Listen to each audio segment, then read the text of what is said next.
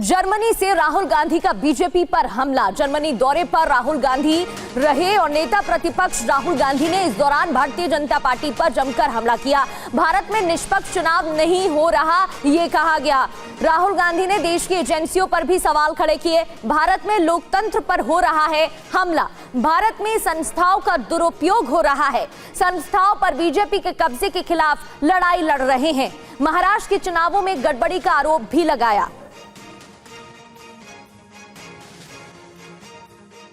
We've won election in Telangana, we've won election in Himachal Pradesh.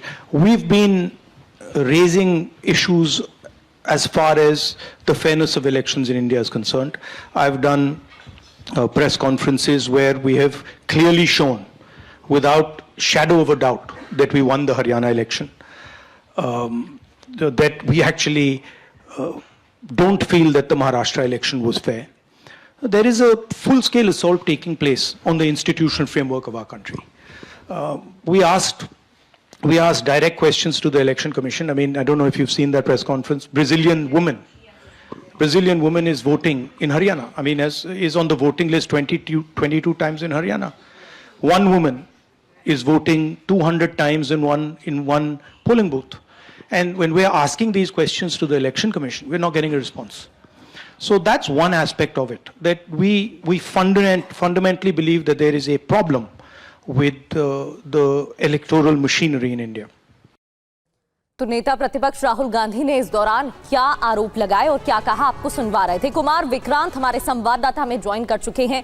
Vikrant जी, ये पहली दफा नहीं है जब राहुल गांधी ने विदेशी मंचों से इस तरीके का मुद्दा उठाया हो या सरकार को घेरा हो, लेकिन देश की संस्थाओं पर भी सवाल इस बार खड़े किए गए हैं और इलेक्शन कमीशन को लेकर भी कई दावे किए गए हैं।